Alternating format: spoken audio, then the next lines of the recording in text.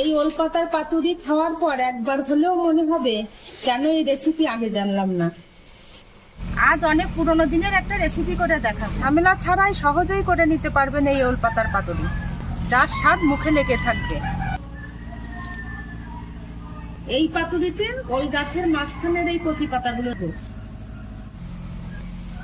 ডাঁটাগুলো ফেলে দিয়ে শুধুমাত্র পাতা অংশটুকুই নিলাম। আমি কিন্তু এই পাতাগুলো আগে ধুয়ে জল ঝরায়ে তারপর কাটছি, এতে স্বাদ আর গন্ধ দুটোই ভালো হবে।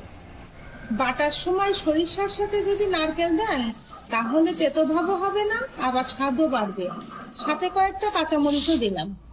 পাতুরির জন্য পাতাগুলো এইভাবে মিহি করে কুচাতে হবে, সেই সাথে কুচি করে কাঁচামরিচ গুলোও দিলাম ঝাঁঝ আর সুগন্ধের জন্য।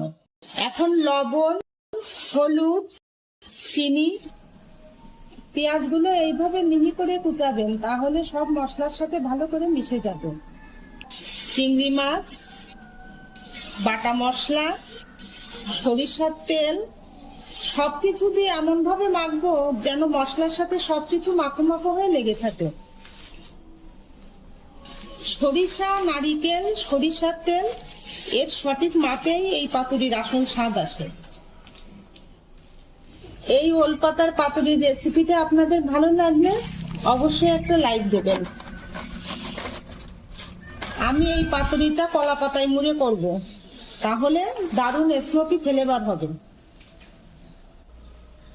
আপনারা কি কখনো ওলপাতার পাতুরি খেয়েছেন বা এই রেসিপিটা সম্বন্ধে আগে জানতেন কিনা অবশ্যই কমেন্টসে জানাবেন। তেলটা ভালো করে গরম করে নিচ্ছি। এখন ঢাকা দিয়ে মিডিয়াম লো হিটে রেখে পাতুরিগুলো ভাজবো, যাতে ভিতর পর্যন্ত ভালোভাবে সিদ্ধ হয়ে যায়। এই ওলপাতার পাতুরিটা সরিষার তেলেই করবেন, তাহলে এর আসল স্বাদ পাবেন। ওলপাতার ভর্তা, বড়া আর এই পাতুরির মতো পুরোনো দিনের রেসিপি দেখতে দেবী কিচেন ব্লগটাকে অবশ্যই সাবস্ক্রাইব করে রাখবেন। এই ওলপাতার পাতুরি বানাতে বিশেষভাবে নজর দেবেন লো হিটে রেখে ধীরে ধীরে ভাজার দিকে। এতে ওলপাতা, চিংড়ি মাছ আর মশলার সব স্বাদ একসাথে মিশে অসাধারণ ফ্লেভার তৈরি হবে। এই ওলপাতার পাতুরি যারা কখনো ট্রাই করেননি, একবার ট্রাই করে দেখবেন, এর স্বাদ ভুলতে পারবেন না।